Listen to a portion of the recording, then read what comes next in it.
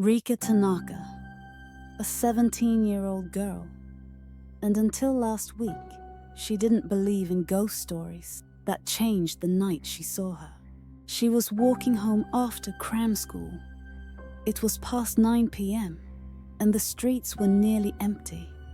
She took a shortcut through the old shopping arcade, a place long since abandoned, where rusted shutters covered what used to be bakeries and bookstores. The lights above flickered with dying neon, humming like insects in the silence. Then she heard it. Soft footsteps behind her. At first, she didn't panic. Maybe someone else was just walking the same way. But when she quickened her pace, the footsteps quickened too. She stopped. So did they. She turned slowly, heart thudding in her chest. She stood a few feet away, wearing a long white coat, her face hidden behind a pale blue surgical mask. Long black hair draped over her shoulders. Her hands were clasped politely in front of her. "Konbanwa," she said sweetly. She forced a nervous smile. Good evening," then came the question. Am I pretty? She remembered the legend immediately. Everyone knew the answer. If you said no, she killed you on the spot.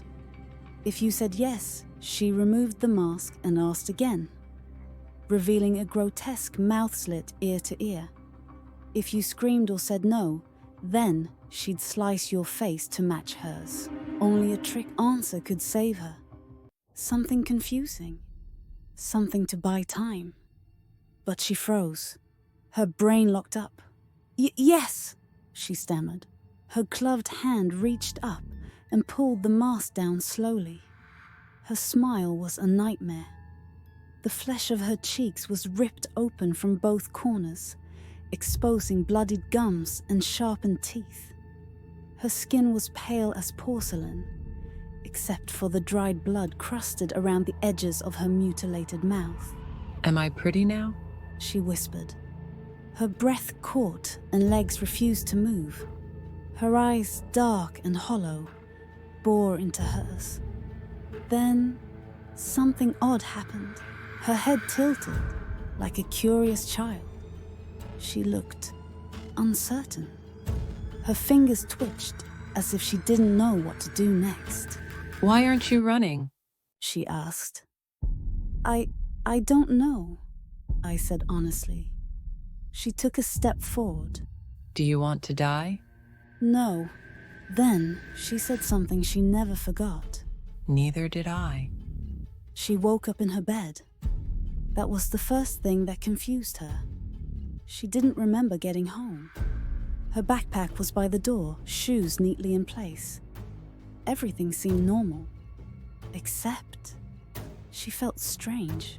She told her parents, but they brushed it off. Probably just a dream, they said. Stress from exams. But the more she thought about it, the more she remembered. Her breath, the gleam of metal scissors hidden inside her coat, the damp stench of dried blood. It was too vivid to be a dream. Over the following days, she became obsessed.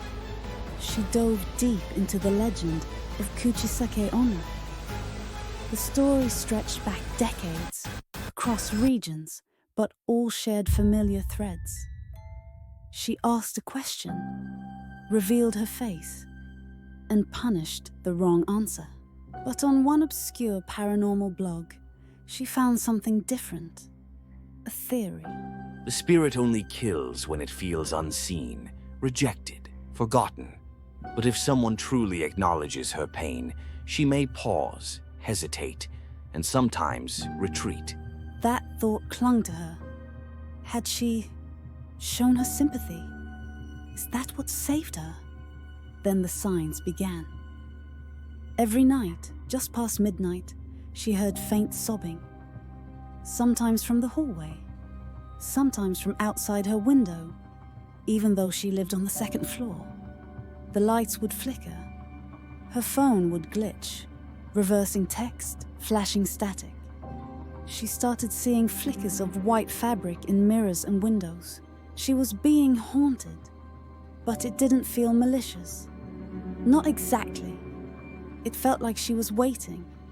One night, unable to resist the pull, she returned to the arcade, the place where she first saw her. She brought something with her, a small lotus flower, and a note. I saw you. I heard you. I believe you didn't want to become this. She placed them gently on the ground where she had first encountered her. The wind stirred the leaves. Then she saw her. Again, she stood just a few feet away, silent, watching. But this time, she didn't ask anything. She stepped forward slowly, her eyes no longer filled with rage, but something else, sorrow. She reached into her coat and pulled out a small object, a locket. She opened it and extended her hand toward her. Inside was a photo of her, before the attack, smiling, whole, human. And then, without a word, she vanished. Just like that. The disappearances stopped. The strange disturbances around town faded.